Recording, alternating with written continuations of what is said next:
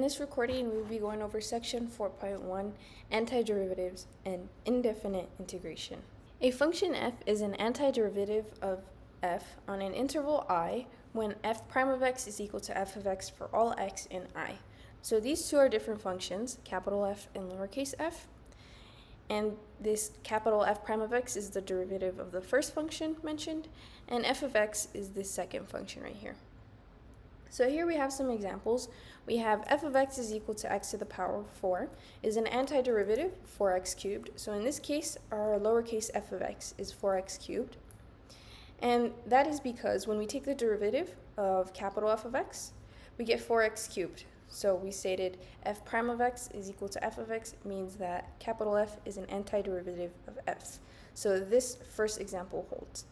For the second one, we have capital F of x is equal to sine x plus 2, and that is an antiderivative of cosine of x. So in this second example, cosine of x is our lowercase f of x.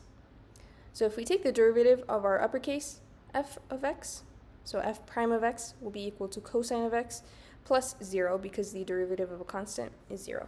So then since f prime of x is equal to f of x for all x in the interval, then f of x, capital F of x, is an antiderivative of cosine of x. In this last example, we have three different functions. We have f of x is equal to x squared divided by 2 minus 1, f of x is equal to x squared divided by 2 plus 1, and f of x is equal to x squared divided by 2 plus 7. Now, taking the derivative of all three of these functions will result in x because the derivative of a constant is 0, so the second terms will go away, the negative 1, the plus 1, and the plus 7. And then using the power rule, the derivative of x squared divided by 2 is equal to x. So all those three are antiderivatives of our function f of x is equal to x. Now we have a theorem that states if f is an antiderivative of f on an interval I, then g is an antiderivative of f on the interval I, if and only if g is of the form g of x is equal to f of x plus c for all x in I, where c is a constant. So this if and only if means that we need to prove in two directions. So the first direction is the converse, meaning we will assume that g is of the form g of x is equal to f of x plus c, and then we will prove that g is an antiderivative of f on the interval I. We state that g of x is equal to f of x plus c, and now we can take the derivative of g of x with respect to x. So g prime of x will be equal to f prime of x, capital F prime of x, because the derivative of capital F of x gives us capital F prime of x, and the derivative of a constant is 0. So that leaves us with capital F prime of x. Earlier we stated that f is an antiderivative of f. Capital F is an antiderivative of lowercase f. So that means capital F prime of x is equal to f of x. So that's why we are able to write this statement right here. And since we just took the derivative of g of x, which is g prime of x, that means g prime of x is also equal to f of x, because that is equal to capital F prime of x. So now for the forward direction, we will let g be an antiderivative of f. Then we will define h of x, which will be equivalent to g of x minus f of x.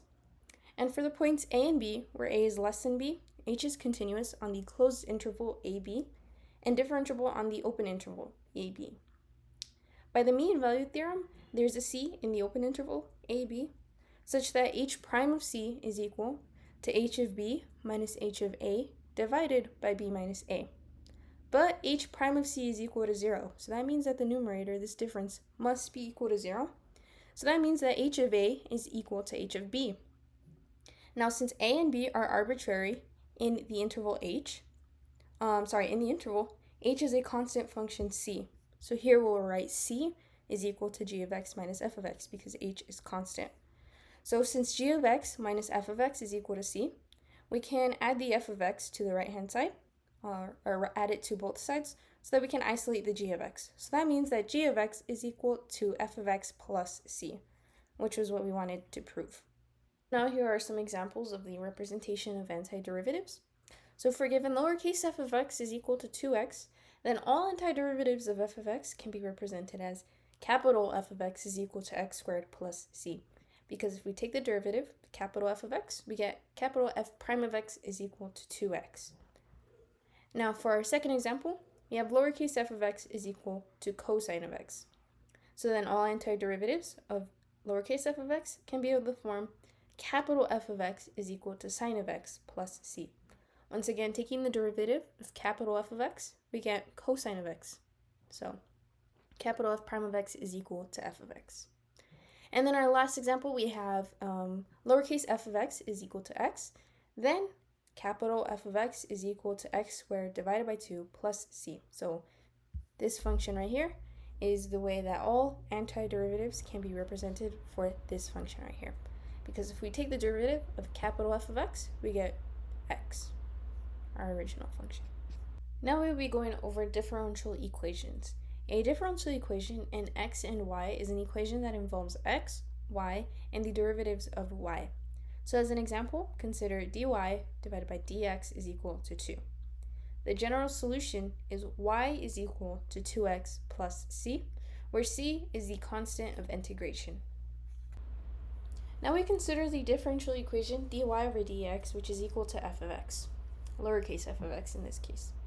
The operation antidifferentiation, or indefinite integration, is expressed for the general solution of the equation as we have y is equal to, now this symbol is called the integral symbol, so y is equal to the integral of f of x dx, and that is equal to uppercase f of x plus c. So we notice that the integral of uppercase f prime of x dx is equal to uppercase f of x plus c, and the derivative with respect to x of the integral of lowercase f of x dx is equal to f of x. These two equations allow us to quickly create a list of integration formulas. Here we have the basic integration rules on the right hand side. So for all of these rules, we are taking the indefinite integral with respect to x. And this uppercase c, earlier we stated that that is the constant of integration. So our first rule states that the indefinite integral of 0 with respect to x is equal to c. The second rule states that if we take the indefinite integral of the constant k with respect to x, or any constant k, that is equal to k times x plus c. Now our third rule states that if we are multiplying a constant times a function f of x, and we take the indefinite integral with respect to x, then that is equivalent to taking out the constant and multiplying by the indefinite integral of f of x with respect to x. Our fourth rule states that if we are taking the integral of either a sum or difference of two functions, then that is equivalent to the sum of the integrals of each of the functions, or the difference of the integrals of each of the functions. So if we had the integral of f of x plus g of x with respect to x, equivalently we can do the integral of f of x with respect to x plus the integral of g of x with respect to x. Same for the difference. If we were taking the indefinite integral of f of x minus g of x with respect to x, then that is equivalent to taking the integral of f of x with respect to x and subtracting the integral of g of x with respect to x. Now our fifth rule is the opposite of the power rule that we had for differentiation.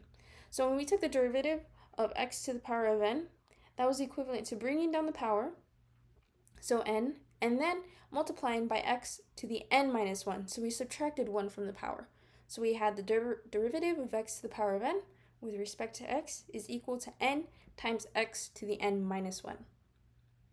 Now for integration, instead of subtracting 1 from the power, we are adding 1 to the power. And instead of multiplying by the power, we are dividing by the power plus 1.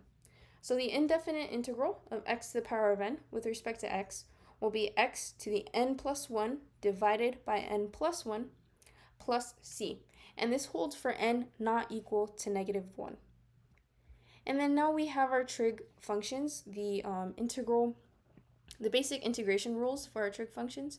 And once again, we see this pattern arises where they are kind of like the opposite of differentiation. So when we took the derivative of sine of x, that was equal to cosine of x. Now going backwards, if we take the integral of cosine of x with respect to x, we get sine of x plus c. Now for the indefinite integral of sine of x with respect to x, we get negative cosine of x plus c. the indefinite integral of secant squared x with respect to x is equal to tangent of x plus c. The indefinite integral of secant of x times tangent of x with respect to x is equal to secant of x plus c. And the indefinite integral of cosecant squared of x with respect to x is equal to negative cotangent of x plus c. And then lastly, the indefinite integral of cosecant x times cotangent x with respect to x is equal to negative cosecant x plus c. So for all of the indefinite integrals, we must add our constant of integration at the end. Now, using some of the formulas that we just defined, we will be computing the indefinite integrals of these examples. So the first one, we have the indefinite integral of 3 times x with respect to x.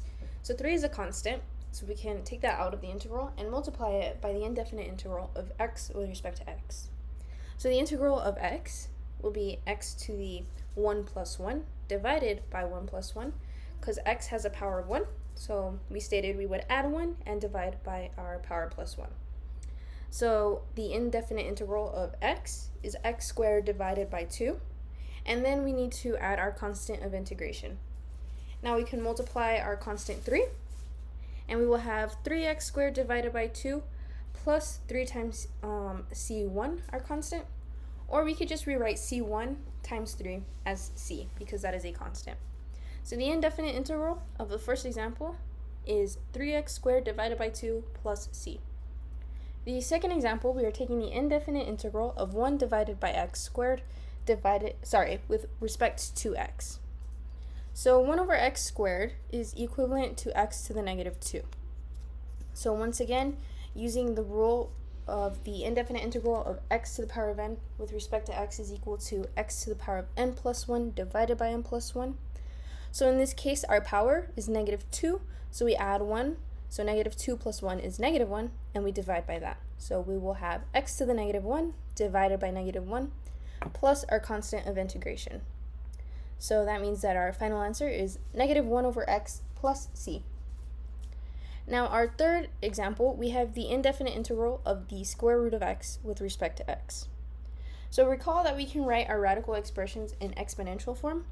So the square root of x is equivalent to x to the power of 1/2. So the indefinite integral of x to the 1/2 with respect to x, once again, we will add 1 to the power. So 1/2 plus 1 is 3 over 2, and we will divide by that.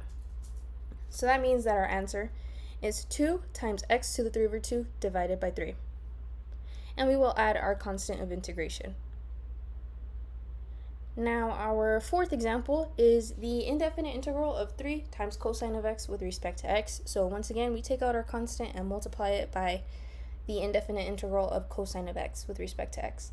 Now using our trig formulas, we know that the indefinite integral of cosine of x is equal to sine of x, and then we need our constant of integration. So we need to multiply our constant 3 that we took out. So that means that our final answer is 3 times sine of x plus c. Now our next example is the indefinite integral of x plus 2 with respect to x. Now we are not multiplying the constant, we are adding it this time, and we stated that the integral of a constant is with respect to x is equal to 2 times x plus c. Also, using the rule where we can expand the integrals, so if we had the integral of f of x plus g of x, that was equivalent to the integral of f of x plus the integral of g of x. So we split our integral right here. So first we have the integral of x with respect to x plus the integral of 2 with respect to x. So using our rule where x to the power of n, the indefinite integral with respect to x will be x to the n plus 1 divided by n plus 1. So that first integral yields x squared divided by 2. And then this second integral, using the constant rule, we will have 2 times x. And then we need to add our constant of integration. So each of these, once we integrated, both yielded a constant, but we can just add them. So here we would have had x squared divided by 2 plus c1 and 2x plus c2. And we could just say c is equal to c1 plus c2. And then our last example, we have the indefinite integral of 3x to the power of 4 minus 5x squared plus x.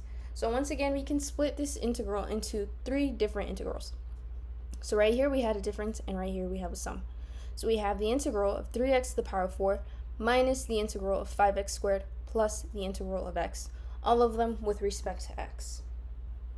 So we can take out the constant from the first integral, and then using the x to the power of n, the indefinite integral of x to the power of n is equal to x to the power of n plus 1 divided by n plus 1. So our n was 4, so n plus 1 is 5, and then we will divide by 5. So the integral, the indefinite integral of this first term will be 3 times x to the power of 5 divided by 5. Same for this one, we take out the 5, but we need to subtract because we were subtracting right here. So now we have negative 5 times, and then our power was 2, so we add 1 and divide by that sum. So negative 5 times x cubed divided by 3. And then our last integral for this one right here was x squared divided by 2, and we need to add our constant of integration. Here are some more examples using the rules of integration. So up above right here, I just explained how they got these two expressions. So we're taking the indefinite integral of x plus 1 divided by the square root of x. So we can break this into the sum of two fractions. We have x divided by the square root of x plus 1 over the square root of x. Now, since these two have the same base, x, and they are dividing, that means we can subtract the exponents. So we have x to the 1 minus 1/2. So that yields x to the 1/2 for our first term. For the second term, we have 1 divided by the square root of x, and the square root of x is equivalent to saying x to the 1/2, but since it is in the denominator, that means that our power will be negative. So then this term is x to the negative 1/2, and we are integrating both of these with respect to x. So the integral, or the indefinite integral of x to the 1/2 is x to the 1/2 plus 1 divided by 1/2 plus 1, which is 3 over 2. So we are left with x to the 3 over 2 divided by 3 over 2, which is equal to 2 times x to the 3 over 2 divided by 3. Now our second term is x to the negative 1/2 plus 1, so that is equal to 1/2, and we're dividing by 1/2. So then our second term will yield 2x to the 1/2. And then we need to add our constant of integration, since we have an indefinite integral. This next example, we have trig functions. So we have the indefinite integral of sine of x divided by cosine squared of x with respect to x. So the denominator, we can break it up into the product of cosine of x times cosine of x, so that we can get cosine squared of x. And the numerator, we can break it up into 1 times sine of x. So now we have two fractions. 1 divided by cosine of x times sine of x divided by cosine of x. If we multiply them, we get the exact same expression we began with, but if we break them up like this, we see that there are some trig identities. So we know that 1 divided by cosine of x is equal to secant of x, and sine of x divided by cosine of x is equal to tangent of x. Now there's a rule for this trig function. The integral, or the indefinite integral, of secant of x times tangent of x with respect to x is equal to secant of x plus c. Since our integral is indefinite, we need our constant of integration. And then our last example, this time we are integrating with respect to t. And we have t squared plus 1 raised to the power of 2, these two terms. Now since this is a binomial, meaning we have two terms, we have to expand this. We cannot simply just distribute the power. We need to expand it. So this yields t to the power of 4 plus 2t squared plus 1, and we will be integrating with respect to t. So the integral of t to the power of 4 will be t to the 4 plus 1 divided by 4 plus 1, which is 5, so t to the 5 divided by 5. The second term will be 2 times t to the 2 plus 1, so 3, divided by 2 plus 1, 3. So that second term will yield 2t cubed divided by 3. Now the integral of a constant with respect to whatever variable you are integrating will be the constant times the variable. So here we are integrating 1 with respect to t, so then it'll just be 1 times t right here. And then once again, we must add our constant of integration.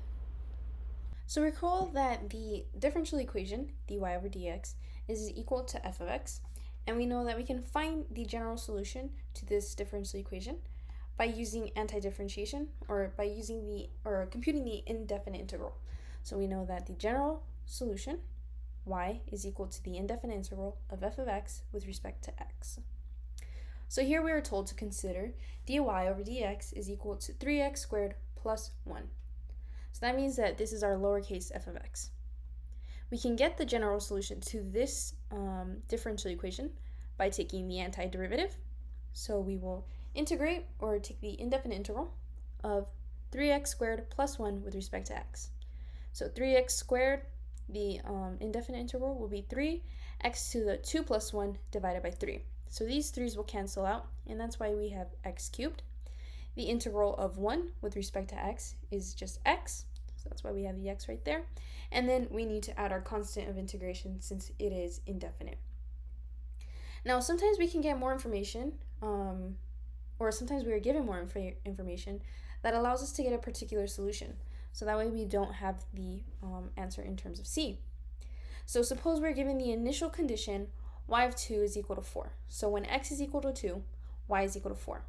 So then we can solve for our c.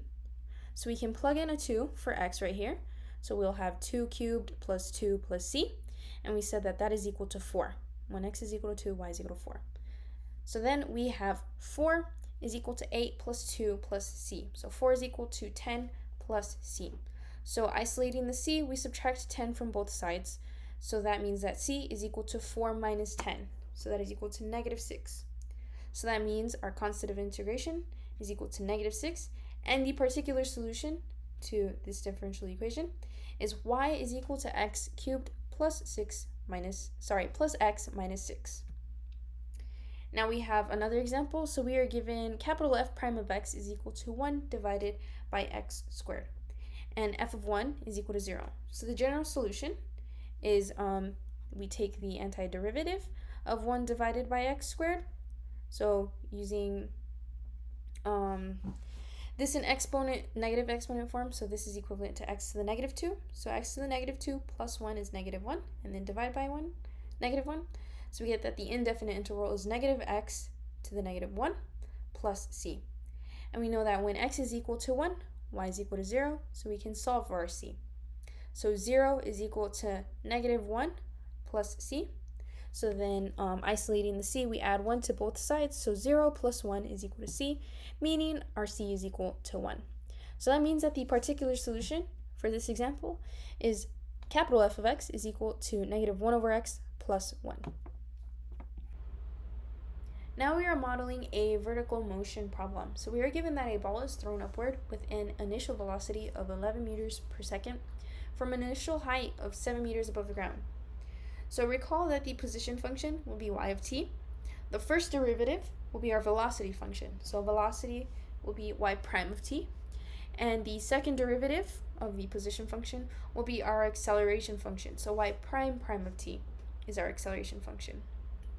So we have our acceleration is equal to negative 9.8. That is just standard acceleration due to gravity, since we are throwing a ball up in the air. Gravity will bring it back down. And then we are also given an initial velocity of 11 meters per second. So that means for our velocity function, when time is equal to 0, velocity was already 11. And for our position function, we had an initial height of 7 meters above the ground. So when time was equal to 0, our position was at 7 meters above the ground. So if we want to get our velocity function, we can do so by taking the antiderivative of the second derivative of y of t. So we take the indefinite integral of y prime of t with respect to t. So we are integrating negative 9.8 with respect to t, and that yields negative 9.8 times t plus c. Now we were given an initial condition for the velocity. So when time was equal to 0, velocity was 11. So we can plug in 0 for time right here and set this whole entire function equal to 11 to solve for our c. When we plug in 0 right here, this term will go away, and that means that c is equal to 11. So that means that our velocity function will be y prime of t is equal to negative 9.8 t plus 11. Now, integrating again, that way we can get our position function. So the position function will be the integral of our velocity function, or negative 9.8 t plus 11. So integrating with respect to t, we get negative 9.8 t squared divided by 2 plus 11 times t plus our constant of integration. But once again, we had an initial condition for the height. So plugging in 0 for t and setting that entire function equal to 7 to solve for our c, we see that these two terms go away, so we're left with c is equal to 7. So that means that our position function will be y of t is equal to negative 9.8 t squared divided by 2 plus 11t plus 7. So that is the particular solution to the vertical motion problem.